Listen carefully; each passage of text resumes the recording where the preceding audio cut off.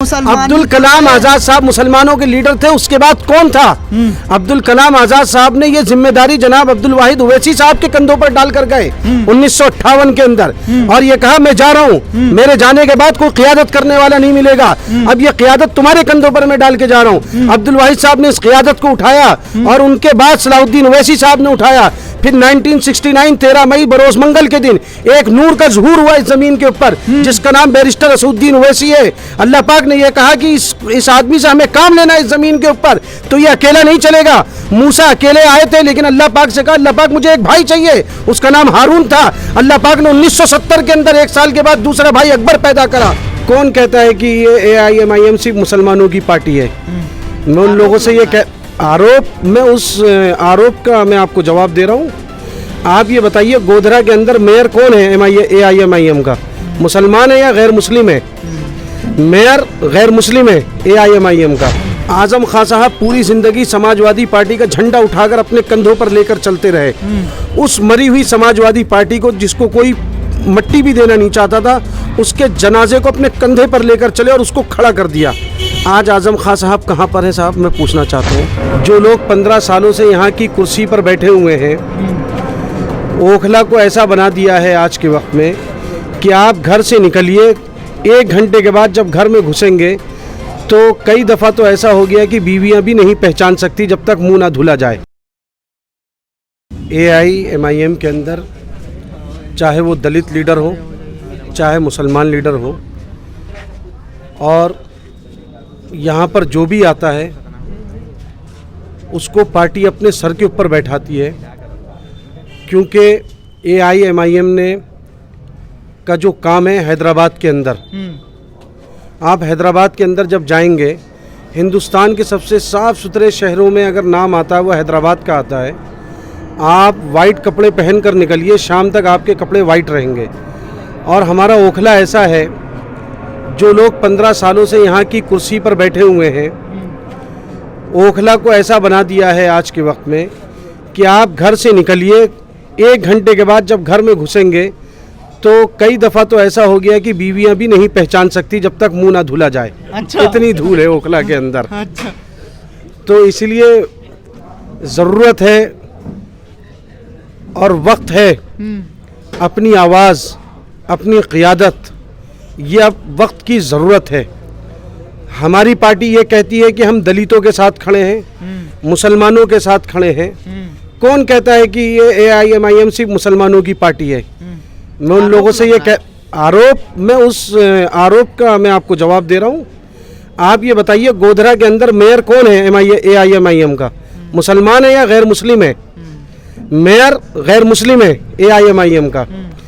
उत्तराखंड के अंदर 2 सीटें जीते, दोनों गैर मुस्लिम, दोनों सीटें जीते हम। हैदराबाद के अंदर हमारे गैर मुस्लिम भाई जीतते हैं, हमें सपोर्ट करते हैं। दलित हमारे साथ खड़ा है, क्योंकि दलित को पता है कि बाबा साहब अम्बेडकर ने जो कुर्बानियाँ दी हैं, उन कुर्बानियों को लेकर चलने वाला अगर कोई इस हिंदुस्तान के अंदर है, उन कुर्बानियों को अगर कोई जिंदा रखना चाहता है, उसका नाम बैरिस्टर असदुद्दीन ओवैसी है, और उसकी पार्टी का नाम AIMIM है। और उसके साथ जुड़े हुए जो लोग हैं, चाहे मैं हूँ, चाहे लड्डन भाई हूँ, एक एक कार्यकर्ता वो कार्यकर्ता नहीं है। ये पार्टी हर आदमी को नेता बनाना चाहती है, इस कौम का लीडर बनाना चाहती है कि कौम की लीडरी तुम खुद करो, दूसरों के कंधों पर मत थोपो। हम इसीलिए दिल्ली के अंदर हमारे दिल्ली के इंचार्ज जनाब इम्तियाज़ जलील साहब ने 15 सीटें सिलेक्ट करी, और ये कहा उसके अंदर हमने गैर मुस्लिम भाइयों को भी टिकट दिया जो कि दलित हैं। हमारा चंद्रशेखर रावण जी के साथ गठबंधन हुआ, और नहीं, चंद्रशेखर रावण जी के साथ हुआ, और एक और साहब हैं वो भी दलित हैं, वकील हैं वो, उनकी बेटी वार्ड नंबर 80 भांजी 80 से खड़ी है। अभी 4 दिन पहले उनसे भी गठबंधन हो गया है। हाँ, भानु प्रताप सिंह जी की, उनसे भी हमारा गठबंधन हुआ। क्यों दलित हमसे गठबंधन कर रहा है? वो तो आम आदमी पार्टी से भी कर सकता है, कांग्रेस से भी कर सकता है, BJP से कर सकता है। उन्हें पता है ये एक मखौटा है। ये लोग कहते कुछ है, करते कुछ है। ये लोग न दलितों की बात करना जानते, न मुसलमानों की बात करना जानते, न पिछड़ों की बात करना जानते। ये लोग सिर्फ और सिर्फ जो काम कर रहे हैं, ये लोग अपने बच्चों के मुस्तकबिल के लिए पैसा इकट्ठा करके एक तरफ रख रहे हैं। आम आदमी पार्टी कह रही है कि हमने काम किया है, काम पर वोट लेंगे। आप तो खाली हिंदू मुसलमान करते हैं। कौन कहता है हम हिंदू मुसलमान करते हैं? आप स्पीच में सुनिए ना सर।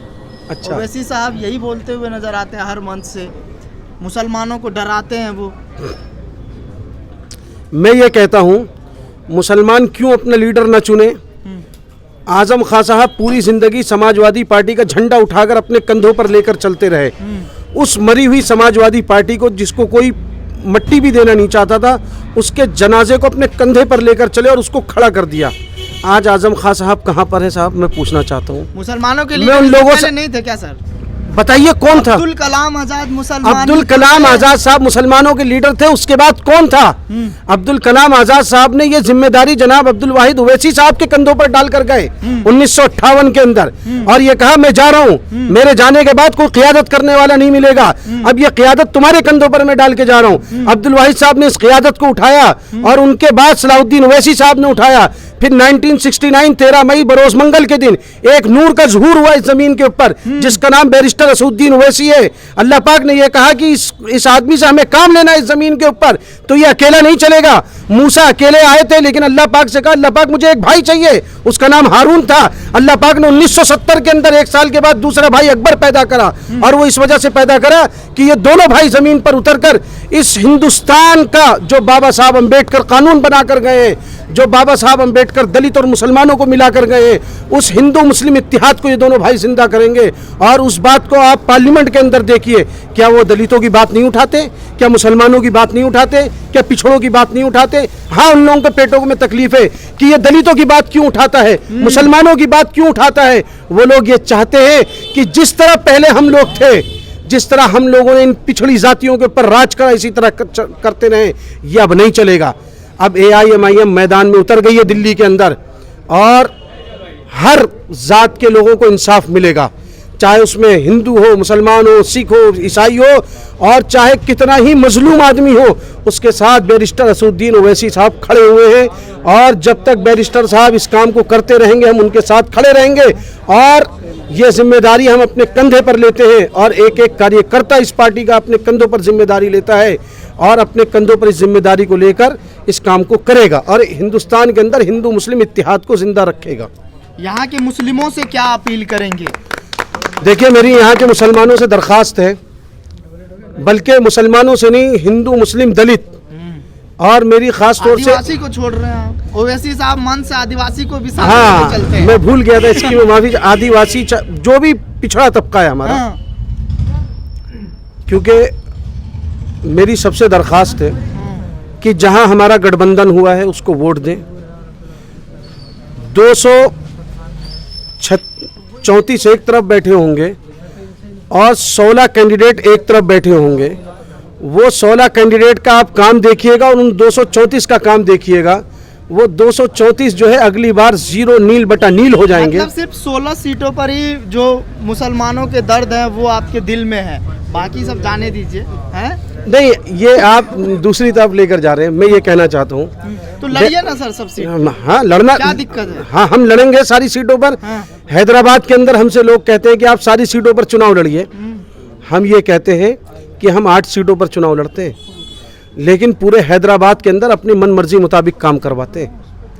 हम दिल्ली के अंदर 15 सीटें लाएंगे, लेकिन जैसा चाहेंगे वैसा काम करवाएंगे। फिर अगर नहीं जीते वादा राम दोबारा आपसे बात करेंगे। बिल्कुल मुझसे बात करिएगा। हाँ। और मैं आपसे ये भी वादा कर रहा हूँ कि पूरी दिल्ली के लोगों ने मन बना लिया है उन 15 सीटों पर कि इस बार असदुद्दीन ओवैसी साहब को और भानु प्रताप साहब की जो भांजी है उसको जिताकर ऐवान के अंदर भेजेंगे। अच्छा, उत्तर प्रदेश के अंदर मैं आपसे पूछना चाहता हूँ, उत्तर प्रदेश के अंदर मुसलमान AIMIM को कितने % वोट मिला और मायावती जी को कितने % वोट मिला? हम मायावती जी से ऊपर रहे हैं वोट लेने में, मायावती जी हमसे नीचे रही हैं। परसेंटेज हमारा बढ़ा हुआ रहा है। तो इस बात को मत सोचिए, हम तो पहली बार गए ना उत्तर प्रदेश के अंदर 100 सीटों पर। अगली बार 100 की 100 जीत कर दिखाएंगे, जिन पर इस बार लड़े इंशाल्लाह। ये हमारा वादा है। चेयरमैनी का चुनाव आ रहा है, आप देखिएगा हमारे कितने कैंडिडेट जीतेंगे चेयरमैनी के अंदर। अभी चुनाव है। मतलब कांसी राम के उस नारे को मजबूत कर रहे हैं, पहली बार हारेंगे, दूसरी बार हराएंगे, तीसरी बार जीतेंगे। बिल्कुल सही बात है। पहली बार हारेंगे, दूसरी बार हराएंगे, तीसरी बार जीतेंगे, लेकिन इस बार लड्डन साहब जीतेंगे, ये हमारा वादा है आपसे। उधर से आरिफ सैफी साहब जीतेंगे, ये भी वादा है। अच्छा। लोगों ने जहन बना लिया है, लोग घरों के अंदर साइलेंट लोग मूड में, मतलब मुस्लिम हिंदू मुस्लिम सब ने जहन बना लिया है। हमारी इस सीट पर हमारे हिंदू भाई भी हैं, उन्होंने भी जहन बना लिया है कि हमारी आवाज उठाने वाला एक ही आदमी है। मोदी जी आवाज नहीं उठाते, मोदी जी पैसे वालों को पकड़ते हैं और उनको अपनी जेब में रखते हैं। ये आवाज उठाता मजलूमों की, इसलिए हिंदू और मुसलमान, सिख, ईसाई सब हमारे साथ है, सब हमारे भाई हैं। और हिंदुस्तान क़यामत की सुबह तक हिंदू मुस्लिम इत्तेहाद जैसा था ऐसे ही चलता रहेगा, और जो ख़त्म करने की कोशिश करेगा हम उसके खिलाफ खड़े हो जाएंगे। सरदा की जो अभी सरदा और आफ्ताब का हुआ था, मैं वही पूछना चाहता हूँ, आफ्ताब कौन है उनसे पूछ तो लीजिए। आप मुख्यमंत्री हैं, आप आफ्ताब के बारे में पता तो करिए, क्या वो मुसलमान है जिस आफ्ताब की आप आवाज़ उठा रहे हैं बार बार? साहब आप ये बताइए, हिंदू मुस्लिम क्यों कर रहे हैं इसको? वो एक मजलूम लड़की है, उसके साथ जुल्म हुआ है, उसमें चाहे जुल्म जालिम हिंदू हो, मुसलमान हो, सिख हो, ईसाई हो, हम तो ये कहते हैं उसको खुले चौराहे पर खड़े करके आप फांसी दीजिए। आप उसके खिलाफ सियासत क्यों कर रहे हैं? आप फांसी दीजिए ना, हम आपके साथ खड़े, फांसी क्यों नहीं देते? यानी कि आप फांसी नहीं देना चाहते, आप सियासत करना चाहते हैं, आप सियासत करना चाहते हैं, आप जो है फांसी नहीं देना चाहते। हम तो आपके साथ खड़े, अगर हम आपकी बगावत करें जब है बात।